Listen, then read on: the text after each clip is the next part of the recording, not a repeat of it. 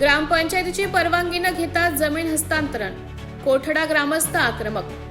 नवापूर कोठडा तालुका नवापूर येथील गायरान जमिनीचे MIDC साठी होणारे हस्तांतरण तात्काळ रद्द करण्यात यावे या मागणीसाठी ग्रामस्थांनी आक्रमक भूमिका घेतली आहे। या संदर्भात तहसीलदारांना निवेदन देत 26 जानेवारी 2026 रोजी आंदोलनाचा इशारा देण्यात आला आहे।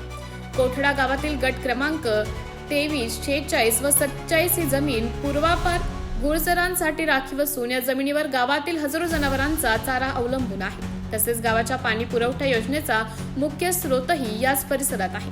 असे असतानाही ग्रामपंचायतीची कोणतीही परवानगी न घेता ही जमीन MIDC कडे वर्ग करण्यात आल्याचा आरोप ग्रामस्थांनी केला आहे। या निर्णयामुळे गावाच्या उपजीविकेवर व पर्यावरणावर गंभीर परिणाम होणार असून सदर निर्णय तात्काळ रद्द करून रेकॉर्ड ऑफ द राईट वर पुन्हा ग्रामपंचायतीचं नाव नोंदवावे अशी ठाम मागणी करण्यात आली आहे। निवेदन सादर करताना माजी सरपंच सुरेखा दिलीप कोकणी, उपसरपंच वीरसिंग भोंगड्या कोकणी, सुरेश गावित यांच्यासह मोठ्या संख्येने ग्रामस्थ उपस्थित होते।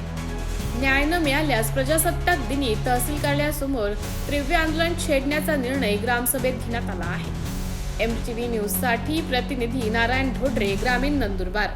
तहसीलदार नवापूर यांना कोठडा गावातील नागरिक आणि सत्यशोधक शेतकरी सभेच्या वतीने निवेदन देण्यात आले।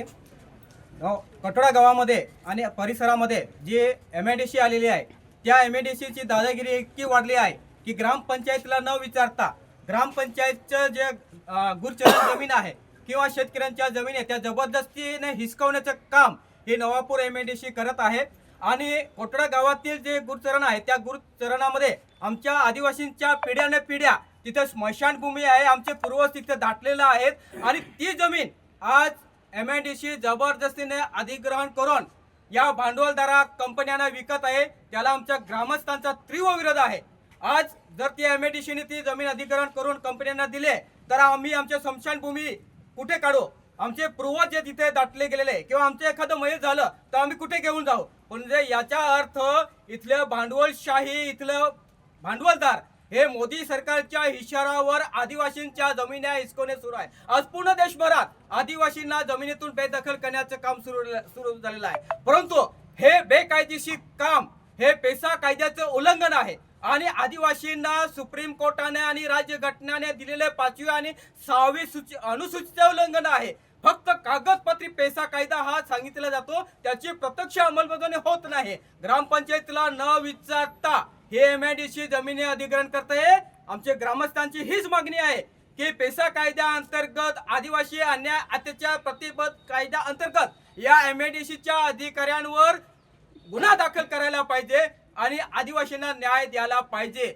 जर या 5 ते 10 दिवसांमध्ये MIDCने आमच्या आदिवासींच्या ग्रामपंचायतीच्या नावावर ही सदर जमीन नावावर केले नाही तर 26 जानेवारी प्रजासत्ताक दिनी जी लोकशाही या देशामध्ये अस्तित्वात आली त्या लोकशाहीमध्ये आधी हुकुमशाही सुरू झालेली ही हुकुमशाही हटवण्यासाठी आम्ही 26 तारखेला तीव्र आंदोलन छेडण्यात येईल। जर याच्यात कायदा सुव्यवस्था निर्माण झाली त्याला सर्वस्व जबाबदारी ही MIDC राहील हे आज आम्ही आपल्याला सांगतो आहे।